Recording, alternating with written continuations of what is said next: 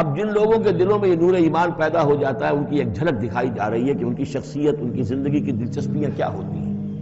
فی بیوت اذن اللہ ان ترفع ویذکر فیہا اسمہ، ان گھروں میں اللہ نے حکم دیا کہ انہیں بلند کیا جائے، یعنی مساجد بلند کرنے سے مطلب یہ ہے کہ ان کو نمایاں بنایا جائے۔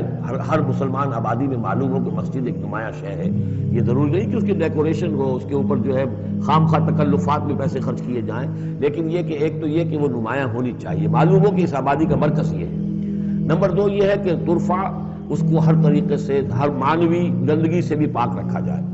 وَيُذْكَرَ فِيهَا اسْمُهُ، اس میں اس کا نام لیا جائے۔ يُسَبِّحُ لَهُ فِيهَا بِالْغُدُوِّ وَالْآصَالِ، یہ جو صاحب ایمان لوگ ہیں جن کے دلوں میں ایمان کی قندیلیں روشن ہیں، یہ تسبیح کرتے ہیں اللہ کی ان گھروں کے اندر، صبح کے وقت بھی اور شام کے وقت بھی۔ رجال، وہ جواں مرد، لا تلہیہم تجارت ولا بیع عن ذکر اللہ واقام الصلاۃ، جن کو غافل نہیں کر سکتی نہ کوئی تجارت نہ کوئی خرید و فروخت اللہ کی یاد سے اور نماز کے قائم کرنے سے، وایتاء الزکاۃ اور زکوٰۃ کے ادا کرنے سے۔ یخافون یوما، یہ سب کچھ کر کے بھی وہ ڈرتے رہتے ہیں، لرزاں و ترساں رہتے ہیں، کانپتے رہتے ہیں اس دن کے تصور سے، تتقلب فیہ القلوب والابصار، جس میں کہ دل بھی الٹ جائیں گے اور نگاہیں بھی الٹ جائیں گی۔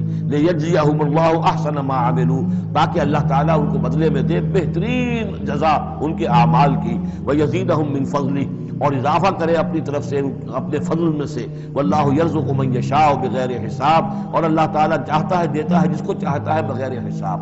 اللہم ربنا اجعلنا منہم، یہ تو مومن صادق کے لیے ایمان ان کے دلوں میں ہے، اس کی تمثیل یہ ہے، اور ان کے کردار کی جھلک یہ ہے۔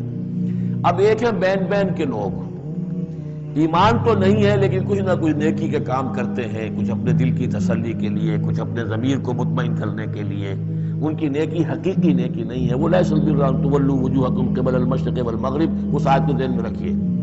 وَالَّذِينَ كَفَرُوا، اور جو لوگ ایمان سے تہی ہیں، محروم ہیں، کافر ہیں، ان کی نیکیاں، ان کے اعمال کیا ہیں؟ کَسَرَابٍ، جیسے ریت ہو، سراب ہو، بقیعۃ، ایک چٹیل میدان میں، یحسبہ الظمآن ماء، پیاسا سمجھتا ہے کہ پانی ہے، حتی اذا جاءہ، یہاں تک کہ وہ جب وہاں پہ گھسٹ کر بھی پہنچتا ہے تو معلوم ہوتا ہے لم یجدہ شیئا، کچھ نہیں پاتا وہاں پر، ووجد اللہ عندہ، اور اللہ کو پاتا ہے وہاں موجود، فوفاہ حسابہ، تو اللہ تعالیٰ اس کا حساب اسے پورا چکا دیتا ہے۔ واللہ سریع الحساب، اور اللہ جو ہے حساب چکانے میں دیر نہیں لگاتا۔ یعنی یہ جو نیکیاں ہوتی، جھوٹی نیکیاں، ملمے کی نیکیاں، حقیقی ایمان نہیں ہے، ایمان باللہ نہیں ہے، ایمان بالآخرت نہیں ہے، لیکن یوں ہی کچھ نہ کچھ نیکیاں ہیں، کچھ خدمت خلق کے کام ہیں، اس طرح کی چیزیں اللہ کی نگاہ میں ان کی کوئی وقت نہیں۔ اس کے لیے پہلے ایک مثال سورہ ابراہیم میں آ چکی ہے، دوسری مثال یہ کہ یہ نیکیاں سراب کے مانند ہیں، جنہیں پیاسا سمجھتا ہے کہ یہ پانی ہے، حقیقت میں پانی نہیں ہے۔ اب تیسرا جو کردار ہے وہ یہ ہے کہ جن کے دلوں میں، جن کی زندگیوں میں یہ جھوٹ موٹ کی نیکی بھی نہیں ہے، نفس پرستی اور دنیا پرستی، اور ان کے اندر ہر طرح کی گندگی جو ہے وہ آ چکی ہے۔ ان کی مثال کیا ہے؟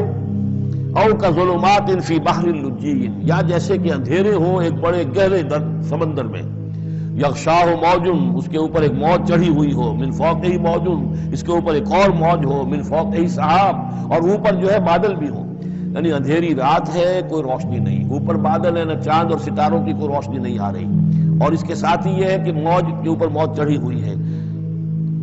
ظلمات بعضها فوق بعض، یہ اندھیروں پر اندھیرے ہیں۔ اذا اخرج یدہ لم یکد یراہا، جب وہ اپنا ہاتھ نکالتا ہے تو اس کو بھی نہیں دیکھ سکتا، جسے ہم کہتے ہیں اپنے محاورے میں ہاتھ کو ہاتھ سجائی نہیں دیتا۔ وَأَن لَّمْ يَجْعَلِ اللَّهُ لَهُ نُورًا، اور جس کو اللہ تعالیٰ ہی نے کوئی نور عطا نہ کیا ہو، فما لہ من نور، تو اس کے لیے پھر کہیں کوئی نور نہیں ہے۔ یہ وہ لوگ ہیں کہ جن کی زندگیاں کسی ملمے کی نیکی سے بھی خالی ہیں، اندھیارے ہی اندھیارے ہیں، ظلمات فوق بعضها فوق بعض۔